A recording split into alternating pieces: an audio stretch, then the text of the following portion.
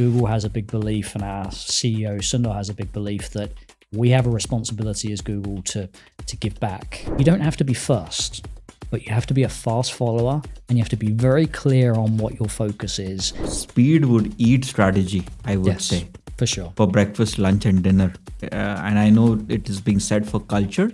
It's equally important for speed, is what I feel as well.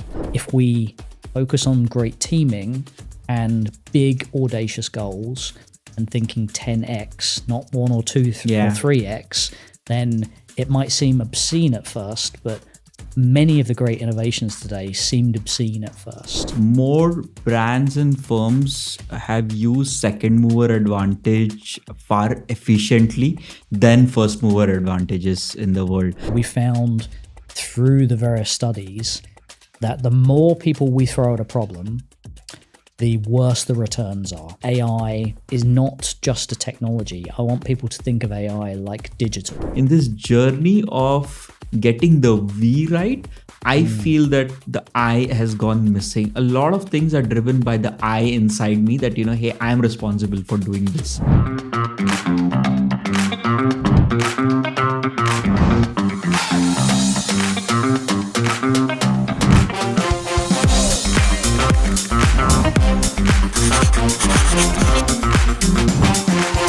Lovely to have you, Darren, with us. And what I was intrigued about is the designation that you have and the role that you play at Google. I'll talk you through it. I wear a few different hats, a few outside of Google, and I'm happy to talk to those around the innovation space. Specifically, a few years back when Google was looking at what it should be and how best to leverage its strengths, it realized that we have this interesting collection of businesses. We have payments, we have a very significant search and advertising business, we have cloud and others, And so we were thinking how best to leverage that, because perhaps other people in the market don't have those things. But also we had firms coming to us and saying, we have a relationship with many of these businesses and it's not really joined up. It's not as seamless as it could be. How could you make that an easier process? And if we are a big customer where we're using a lot of these teams, is there a way we can kind of bring that together and magnify the power of that collaboration? And I guess the final thing I would say is Google has a big belief, and our CEO Sundar has a big belief, that we have a responsibility as Google to give back and to help industries and transform. Sometimes we're the creators of the technology. Sometimes we are the vehicle via cloud, etc., for folks to use it. Many firms over the years have gone through different stages of transformation, and it's often a consulting type of task. But we're seeing more and more of our strategic partners, like big partners that we've worked with for many, many decades, consistently say, help us more. And so for that, we created this group to say, how can we, for a very select group of partners and customers, go beyond just providing technology and services, whether that's the ways they work, how they innovate, how they can move faster. And I would always emphasize, we're not perfect. There's many moments where we've learned things and had to change how we work. All the time it's happening, in fact, and we're never complacent around these things. And so a lot of it starts with, here's things we got wrong, or here's things we believe to be true, and we've had to pivot. And so we share a lot of that. And there are many examples of this. So there's things like Project Oxygen and Project Aristotle that were published papers. You can find them today. They're a little old now, but they're around high performance teaming and how to get those team dynamics right. We study those things a lot to figure out what works and what doesn't work. And we are very open in sharing those things. And on the technology side, we've always had this view of open sourcing and kind of passing things out for people to use as they should. We have the same mindset on the learning and the people side as well. Let's just share how we structure ourselves, what works and doesn't work. And so this is a vehicle to do that. We could just kind of put things on the website and say, go and grab it. But some firms, particularly bigger ones, need hand-holding. We're not trying to be a consulting firm, but we think we have something that can help them along the way and might bring something a little different from perhaps a consulting firm or their typical approach. Wow. And so this group was formed to do that. Within it, we have commercial experts, we have technical experts. My focus is on the innovation. And so typically you might get a CEO come to us and say, we're doing pretty good with what I call incremental innovation, making the product or the service a little bit better. Okay. I think most firms have a good handle on that. They know their product better than us. But I think it's accepted that you have to have a disruptive play at times if you want to combat, whether it's fintechs or startups in general. So most firms struggle with how should we do that disruptive innovation? And that's my focus. What does that look like from a structure perspective, investments? How do you align that with your existing business so that it doesn't cannibalize, or maybe it should cannibalize, but be intentional about it? How do you have governance and process? And how do you make sure it stays true to your brand? And so that's the focus for me. There's no one model on it, by the way. Yeah. Lots of learnings, and it's great fun. One of my last reads on the books was Amazon shareholder letters. And I think they provide such a great insight into how Bezos thinks, how Amazon thinks about going after different businesses. And you've seen the Google side of things, the Amazon side of things. How are they different? If you could just give a sneak peek into how the culture is different, or how you operate as an individual in these two different organizations. Is there a difference in approaching things? Yeah, it's interesting. So I think there is a lot to learn from the Amazon model, and they publicize a lot of how they operate. Yeah. So there's things like the 6-page narratives Yes. and 2 pizza teams and all of these phrases that folks might be familiar with. I think there's a lot of learning there. They believe in mechanisms. Amazon, believe in the mechanisms, they call it, but really kind of being very specific around how things are done. So there's one way to innovate in Amazon, and it's called working backwards. There is one way to table an idea in Amazon, and that's to write a 6-page narrative, a kind of formal written word style document. There is, it's just mechanisms for everything. Yeah. And when I first joined, that was a little bit jarring, to be honest, because I haven't seen prior to that and since a company that locks these things down, even to kind of font sizes and margins and no pictures, etc. And I sort of thought, this surely isn't good.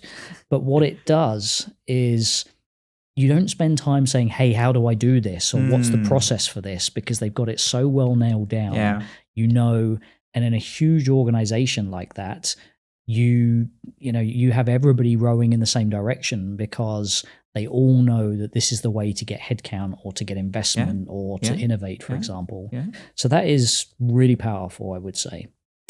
Then I look at Google, and they have many ways of innovating. And having come from Amazon at first, I was like, this doesn't seem efficient. Like, it seems like there's too many ways. Yeah. Actually, what I found in Google is there's this melting pot of everybody in the company is expected to be an innovator. That's baked into the DNA. Yeah. It's very hard to get into Google, like the process, most people are not successful. So I count myself very lucky. And, when you come in, they tell you about the heritage. They tell you about the journey of creating many, many products seen by billions of people. It's unusual to see multiple businesses with billions of customers. Yeah. There's not many firms in the world that have done that. And so they tell you that we need to be constantly disrupting ourselves, disrupting the business, disrupting the products, and we need to be extremely humble and respect the opportunity, respect the end customer, and respect each other. And there's a huge focus on the human element of, if we focus on great teaming and big audacious goals and thinking 10x, not 1 or 2 or 3x, then it might seem obscene at first, but many of the great innovations today seemed obscene at first.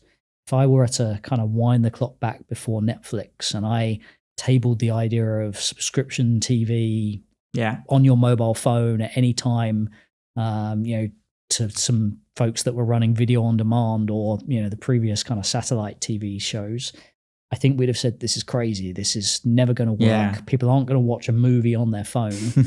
But now we see that they do. And so we have learned consistently to have mechanisms to 10x ideas and twist and turn them in really strange ways that seem outlandish, but it's just to land on something that's really differentiated. And then we're very fast at running experiments. And so I'd say there's a greater focus on the human element and diversity, making sure that we serve for everybody, not just, a singular population, and making sure that we just stay humble and keep disrupting ourselves, because if you don't, somebody else is coming in to do it. Yeah. I would say the final thing around Google, whilst it's a great company, it's rarely been the first in its market. It wasn't the first search engine. It wasn't the first cloud company. So I was with a group of firms this morning talking to them, and I said, you don't have to be first, but you have to be a fast follower, and you have to be very clear on what your focus is. And I like the fact that Google is always extremely clear on its focus. And so if you think about the cloud business, where it obviously was not first, its focus is to maintain the emphasis on AI and data. And I think most people would agree that that's a big differentiator for that cloud business. And so I think it's okay to be second or even third, but you need to follow fast. And so we have the speed, but we're always very focused on that differentiation and trying to make sure we're really, really good at something better than anybody else. And I think that's a big difference as well. Yeah. I think it's very smart. More brands and firms have used second mover advantage far efficiently than first mover advantages in the world from a large scale standpoint. And I think the example that you're talking about in Google's case is also similar on some of these businesses. And I think over there, the extreme customer centricity, like you're absolutely fanatic about what your consumers really want, that really, sort of differentiates a brand with everyone else. Does that come from the culture, the leadership, or that's just the way of working? In Google specifically, or you think generally in a company? In Google. Undoubtedly, it comes from our founders, it comes from the leaders in the business. Because I think it's easy to say these things, very easy to say these things. If it's not baked into your DNA in the way you measure people, in the way you hire people, in the way you make decisions, there is a decision on the table every day. Do we do the right thing for Google, or do we do the right thing for the customer? And they're not always the same thing. And Google will always default to the right thing for the customer, and they will always think long term rather than short term. And I think you can't always do that in every business. If you're focused on the next quarter or maximizing your OKRs or KPIs, metrics, whatever you call them, then I think that makes it very hard. You might be the most customer-centric person in town, but if the people around you, if your colleagues, if you're not measured in that manner, it's really hard to be successful consistently. And so it's definitely in the DNA.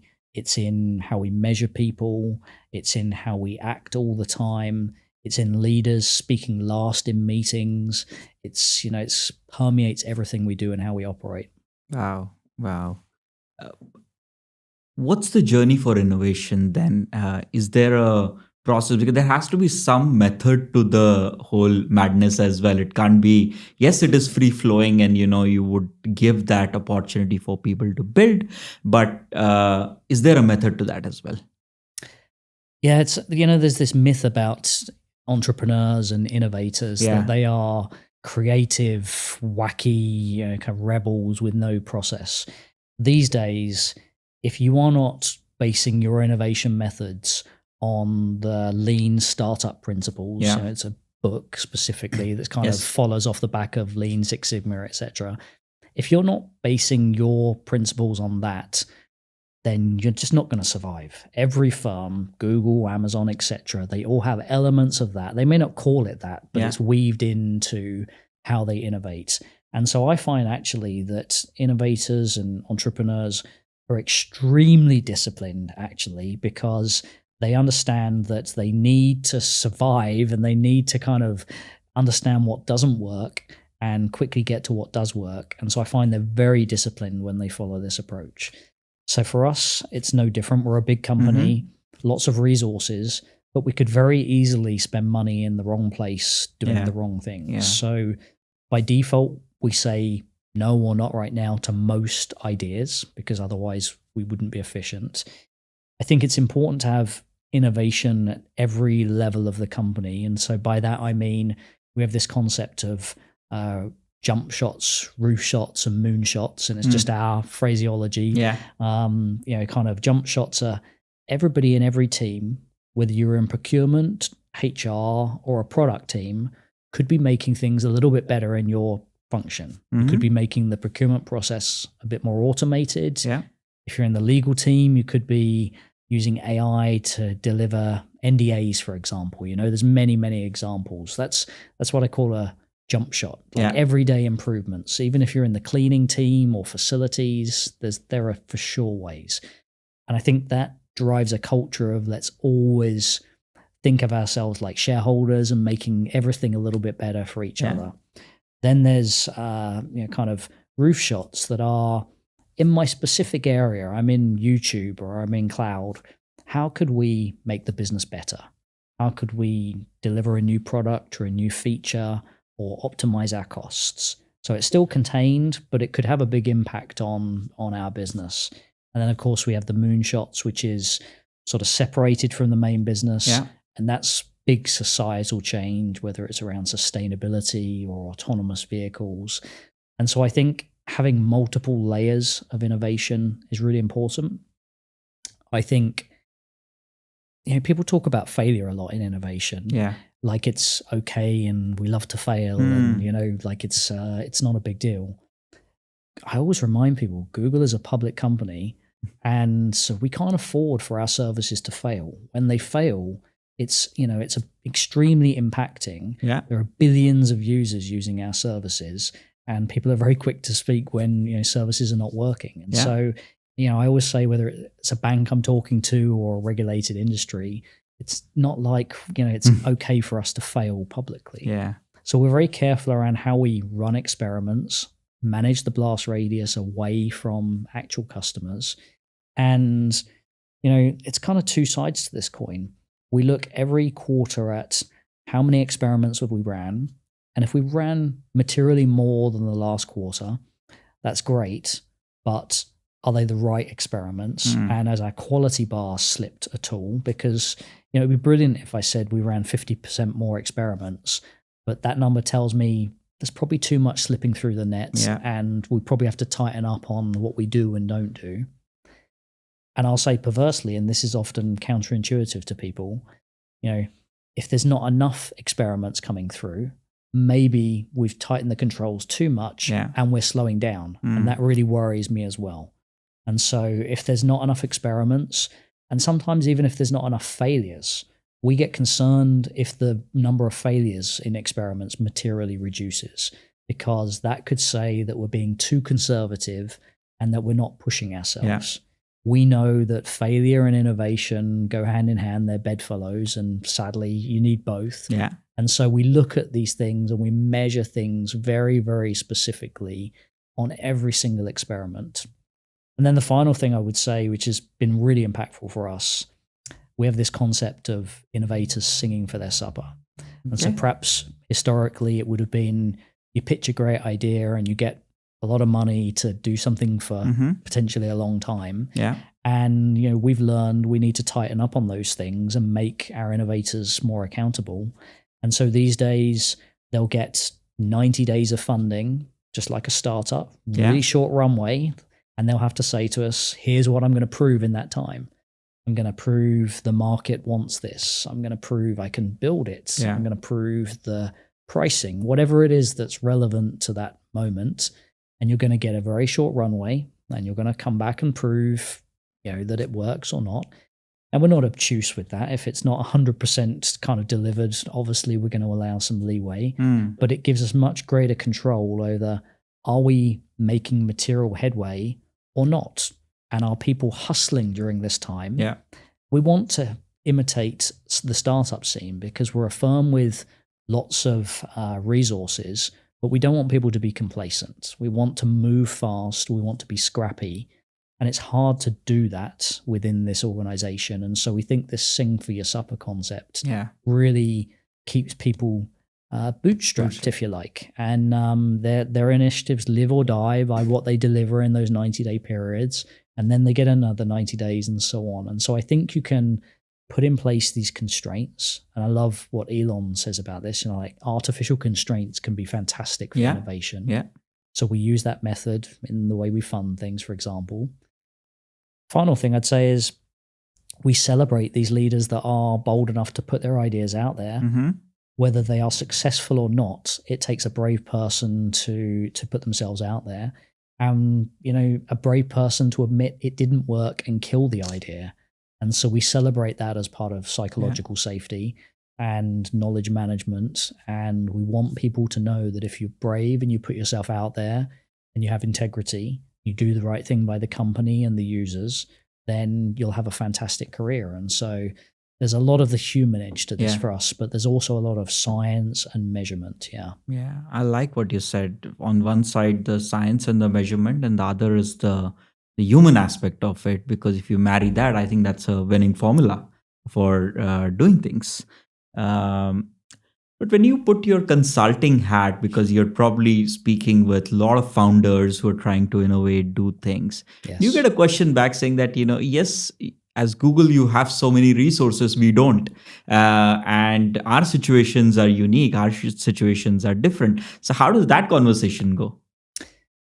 Yeah, I get that a lot. I get it from two angles. I get it from startups. Yeah. And I get it from enterprises that say, you must have hundreds of innovation people. Yeah. Of course we do. But the reality is we found through the various studies that the more people we throw at a problem, the worse the returns are.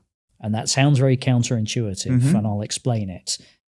We could potentially throw 100 people at an initiative, but in the early days when it's being incubated, when we're looking to discover a new app or a new AI solution, we have found that the number is sort of 5 to 10 people at most, 10 at the upper end.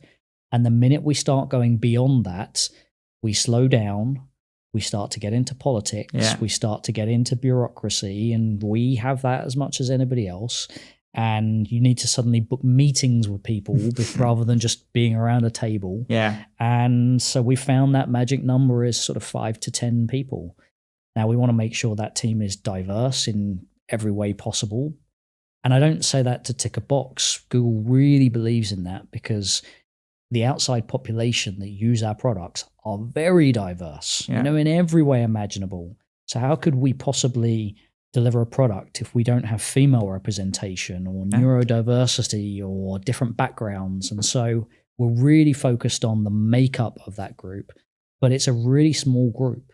And as the product kind of takes traction, we'll typically stand up additional small groups alongside that and break the problem from being one giant problem into many. And that's very common. Amazon and others do this as well, so that we can move fast, but we can be focused as well. So there could be a team focused on the product build. There's another team focused on the go-to-market, or for startups, it could be fundraising, for example. So that suddenly then becomes a problem that's not so different to how a startup could work. Could be 3 people for them, could be, it's typically not 1. And for enterprises, it's not a stretch to imagine assigning 3 to 5 people to these things. Yeah. I find the challenge that enterprises have is they often do what I call side of desk. It's kind of like, I'll give Darren 10% of his time over there to work on this. Yeah. And the trouble is, it's very rare for major innovation to come out of that slither of time 10%. If most of your focus is on your day job. And if your day job is BAU and you're measured against that and you've got hard targets, and then you've got this not clear, tangible goal over here that's not top of mind, the context switching for that individual is really tough. And needless to say, their priority is probably on the day job. So I think enterprises need to get better at ring fencing teams and saying, here's a bit of freedom for a period of time to go focus on this. That is what startups do very well, because they live and breathe and eat this problem until they've won or not. Yeah.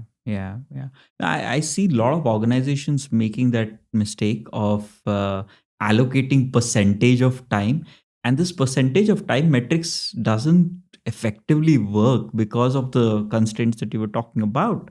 That you'd always get busy with the day job, and day job eats, and it's like a container. No matter how much you put, it takes the shape, and your time gets exhausted, even if you only have a certain amount of tasks to do.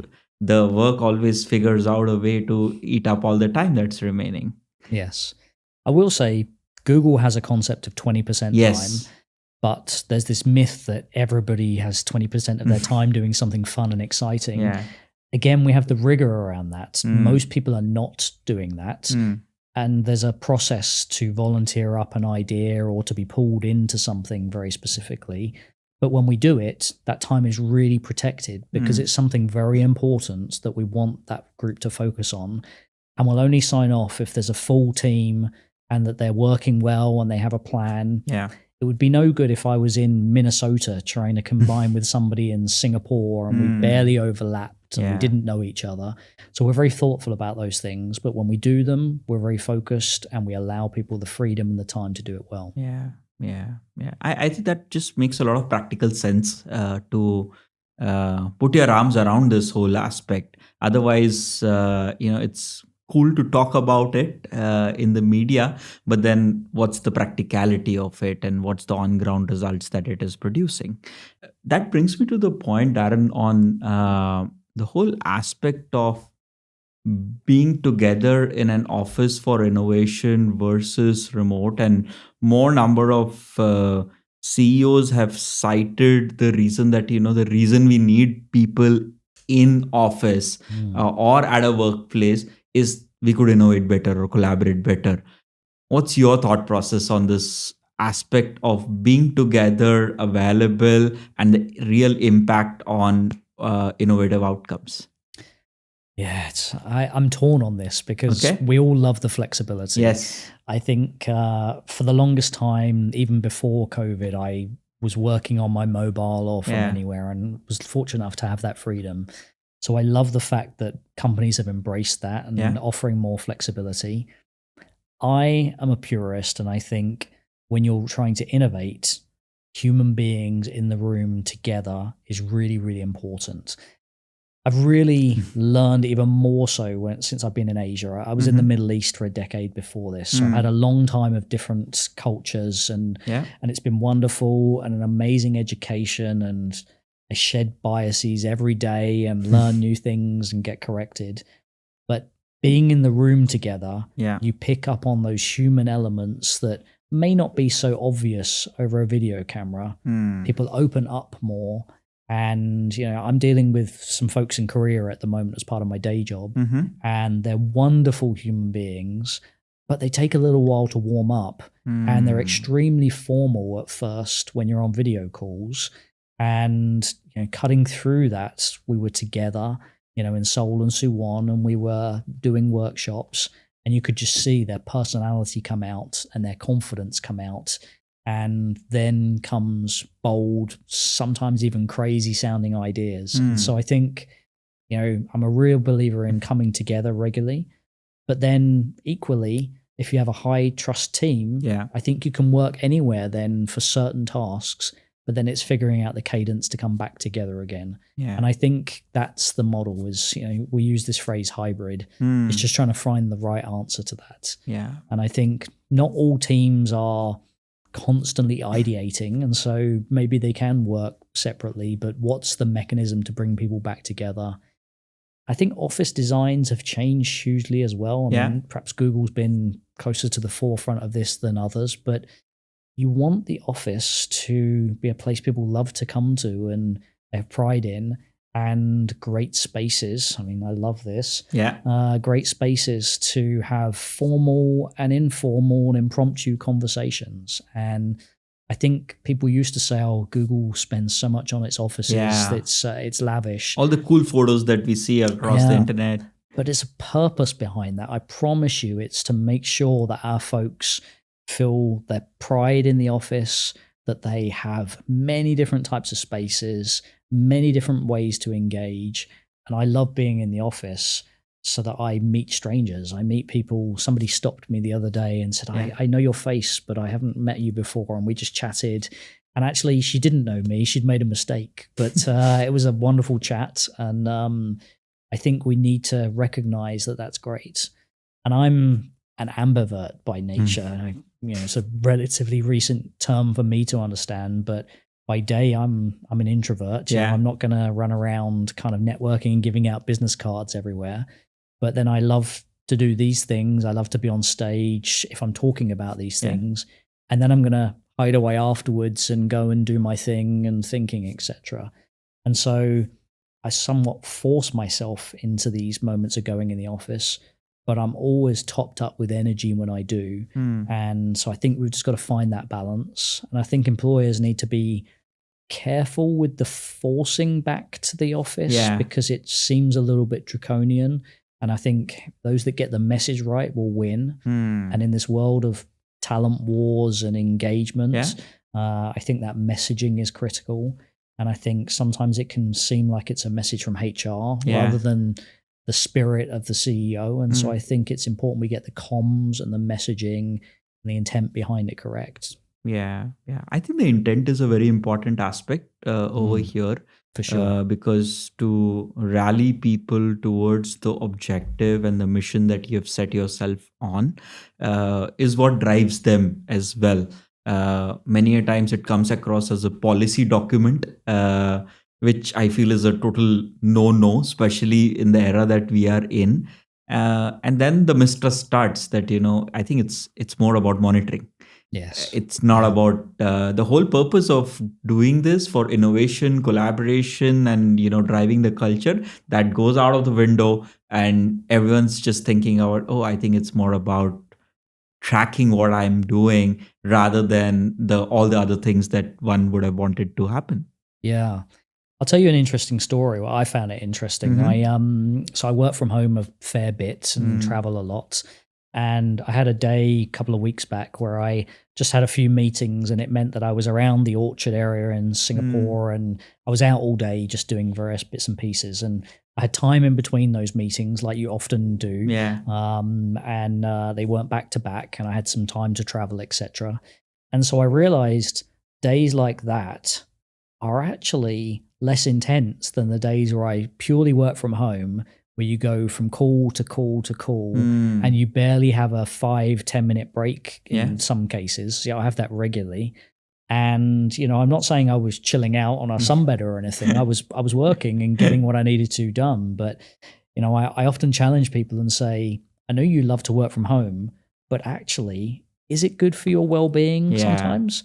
I like to sometimes have that break from, this sounds terrible, but break from the family, like separate my work from my home life. And, I don't love the idea that I just walk down some stairs and, suddenly I'm home. And so I use, walking outdoors, etc., to try and break these things up.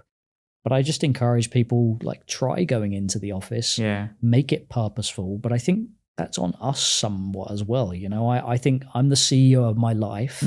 I can set up meetings and workshops and learning and get to know somebody new. That's on me. I don't think we should entirely put this on the company to dazzle us with how fantastic the office is. Yeah. But I would encourage people to just find the mix that works for them. Yeah. I would assume so. And I think the more number of organizations understand it, that the nature of work has changed and you need to adapt to it. Also, individuals taking that thought process, saying that, it's my responsibility. In this journey of getting the V right, I feel that the I has gone missing. A lot of things are driven by the I inside me that, hey, I'm responsible for doing this. And very casually, we would use V for everything. I think that individual contribution and awakening is equally important for it to happen. Otherwise, we are expecting something to happen, Yes. but then how am I in the driver's seat to drive it? Yeah, I always like to kind of leave a slither of percentage and say, maybe I'm wrong, maybe the other side is right. And this is one of these examples where I think, I would encourage people to say, could I go to the office a little bit more? Should I go to the office a little bit more? What would encourage me to do that? So for some people, it's just putting it in the calendar. At first, when I intended to start going back to the office, I didn't have the day blocked out and the travel time. Yeah. And all too often, something would just come up. A genuine thing, a work thing that would just, I'd go, well, I might as well work from home now. It's too easy to do that. Yeah. I schedule my workouts around going into the office so that it's a great thing to get out for. I think it's just having those little tricks that you figure the days that work for you. And I think most employers are fairly flexible. They just want to see that we are fairly flexible as well. And I think it's a two-way, bi-directional relationship. I agree. And I think we're seeing a few draconian policies, I think because perhaps as individuals, we haven't shown that we are flexible too. Yeah. We often tend to create policies for the 3 or 4% people who misuse it. And then you start adding clauses on top of it. Whereas the 95 to 98% of people are actually pretty comfortable doing things without those policies as well. Exactly. So for the 3%, we actually slap the whole policy on the 97% of the people. Yes. Yeah. I think the new ways of working will alter some of that, and definitely Gen Z coming into workplace is going to transform some of that as well as it changes. What do you feel, Darren, organizations are doing terribly wrong on innovation? If you were to pick up 2 or 3 things where you would say, in your experience of working with so many of them, that's a wrong approach or a wrong way towards innovation. I'll say a few things. I mean, generalizing because, there's lots of different challenges in the world. I'd say one of the things I find is that CEOs often delegate innovation very far down their organization, or very far away from them. I think, and I'm not talking about small tweaks to products. Of course, that should sit with product teams, etc., under leaders. But if you have a desire to disrupt your industry or defend your industry, depending on which position you're in, for me, I think the CEO should be very close to that, potentially even the board. And so the first thing I ask is, tell me about it. And they often can't. They need to bring in somebody who brings in somebody. That's a real concern for me because it sends the wrong signal. Yeah. And I often say to the CEO, you're there for a reason. You're the best blocking things in your organization. Sometimes you don't know the power you wield. And so when I'm setting up innovation programs, I will have the CEO or a board member or a very influential exec in a WhatsApp group for that team to get things unblocked very quickly. And I want them really close. I want them up to speed and fingertippy with the information. And so that's the first thing, is kind of proximity to important programs. Too many times I see leaders saying, we're going to set up an AI initiative. And then it goes buried somewhere in the technology team. And so that worries me because, AI is not just a technology. I want people to think of AI like digital. When we think about digital in businesses, whether it's digital banking or e-commerce, you don't think of that as just a technology problem. It's a business. It's how we engage and support and supply. I would encourage CEOs to think of AI, for example, in the same manner. Yes, there's technology needed to power it, but it could change the way you monetize and you grow and scale and hire and look after your staff. And so I think there's this danger of delegating too much in terms of being too far away from things that could be the future of your organization if you let them and they are close to you. So that's one point. I would say it really scares me when firms outsource innovation. I have not seen that work well. Now, does that mean that you need to hire armies of technologists? If you stick to lean startup principles, shouldn't be hiring or building anything till you've proven that you need something. Yeah. And typically you don't go from successful experiment to right now we need 500 people. That doesn't happen in Google. I don't know why it would happen in any other organization. And so there's a journey to build the right teams.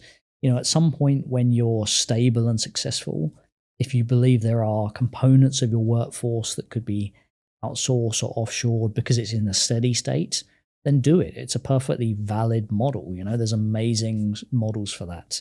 But when you're building something really important to you that's meant to disrupt or protect your business, or disrupt the industry, should I say, then I think you need to have your trusted people.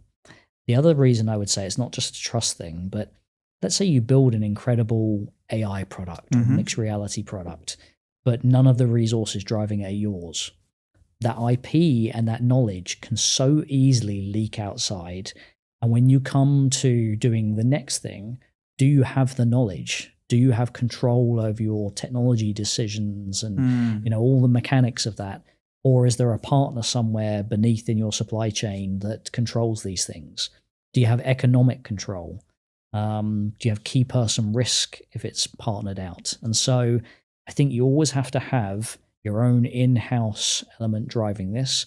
And if you have partners behind the scenes, so be it. But it really worries me when things are outsourced, when it's critical innovation. That's a massive red flag. And then I guess the final thing I would say is speed. I think most firms have accepted that, speed matters. Now, I'm not saying you have to be first. You can be a fast follower, as I mentioned. But ultimately, when you find the experiments that really move the needle and, learning the feedback from those experiments are, yes, we love the product, we buy it, it serves a need, we like how it looks, then you want to execute really, really fast because, you want to be in market quickly and you want to experiment quickly with that. Yeah. And I find too many firms are in this kind of analysis paralysis mode where they write giant business cases because that gives us, those giant business cases give us some kind of comfort. The bigger the business case, the more comfortable we are. The truth is, if I write a 150-page business case, make it the most amazing, beautiful consulting study work of art, until you start to launch it to market, you're crossing your fingers. That's the truth. Yeah. And so in Google and other great innovative firms, we believe get the experiments quickly running and then get the product out quickly and then refine it because that's the real test. And so the speed matters a lot. And, that's the thing that's on my mind and probably the hottest topic I always talk about, especially with legacy firms is, you've got your speed of your whole organization. Trying to change that is tough. Yeah. Can we kind of create a speedboat on the side that allows the team to work much faster than the pace of the current organization? Yeah. It's a tough pill to swallow that this big organization doesn't move so quickly. Yeah. It is what it is. But if you wait for that whole organization to speed up, you could be waiting years. Yeah. Maybe it never happens. And so you got a business in today's context. Exactly. So I think speed really matters and hard decisions need to be taken. And then it's just about, if you have a speedboat on the side next to your kind of slower moving business, how do you integrate those and make sure you have the right cultural fit and you're doing the right thing for the business overall? Yeah. Yeah. No, absolutely. I think the agility part is so important, and speed would eat strategy, I would say. For sure. For breakfast, lunch, and dinner. And I know it is being said for culture. It's equally important for speed is what I feel as well. So many organizations envy the Google way of working. What do you still feel Google envies? And what do you envy that, hey, maybe this is something that we would also want to sort of adapt? Yeah.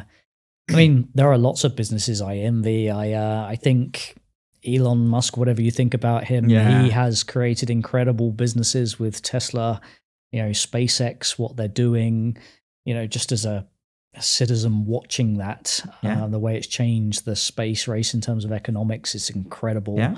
I see everyday innovations with Canva. I love those things because Sometimes innovation can come in the simplest ways. Putting creativity in the hands of everyday people, I think, is really special. I love some of the super apps in this region. So I think there's always things to be learned, whether it's on a new type of technology, speed, creativity. I will say in many cases, Google has these pretty good businesses, whether it's YouTube or search or cloud. Yeah. But I'm blown away all the time by the way that people use them to do incredible things. Yeah. If you look at all the influencers that have brilliant careers on YouTube, yeah. If you look at the way entrepreneurs are using cloud to build the next greatest startup and using our AI to do things you could just never have imagined. If you look at Samsung putting our AI on phones and other devices to transform the consumer experience, we can't do that. That's not our end product. And so it's like this symbiotic relationship. And so we learn every day new use cases. People often come to us and say, tell me how it can be done. Sure. And I say to them, I won't tell you how it can be done, but I will brainstorm with you and we can figure it out together and come up with some ideas and go on that journey together. And so, I think the ask is for firms to be open to partnering, and because I think gone are the days that anybody can do it alone, any firm. And so I'm a big believer in partnering. I think when you look at these new technologies, for example, AI, resources are scarce. Yeah. If you wait until you can hire the right team, you're going to be waiting a really long time. I mean, it's an unbelievably competitive marketplace for talent. Partner with the right firms, with the right technologies, and again, try and move as fast as you can. And, if I were coming to Google to partner with us, the first thing I would say is, tell me all the things you've got wrong. Tell me the lessons learned so that I don't make those mistakes. We love those questions. And equally, I will go to a Samsung or a brilliant firm and say, I don't know what I don't know about your business. Don't assume I know. Tell me the unit economics. Tell me the constraints. Tell me where you have kind of bits of your customer journey that you think you struggle with. Because we may have an answer. Yeah. We may not. But, we love those kind of relationships to solve the hardest problems. And, we I think just have to stay humble and have to stay curious. Yeah. And it's a new problem to solve every single day and new thing to learn. And technology is not going to go backwards. Yeah. People ask me all the time, what do you think technology will look like in a few years? I sort of think that's the wrong question in a way. I just know that, if you look over the last 100 years, technology in different forms has helped us with medicine, with safety. Look at how it helped us during COVID. Look at the space innovation. So it's only going in one direction. And so I think, I just encourage people of all ages to lean in and learn. And I think, that's the biggest defense against threats to society, to our roles, and the biggest defense to ignorance as well. I think I'm sure there's a lot one could pick up from today's conversation and apply as part of their journeys. So thank you so much, Darren, for joining us. It's been a pleasure. Thank you so much. Look forward to seeing you soon. Absolutely.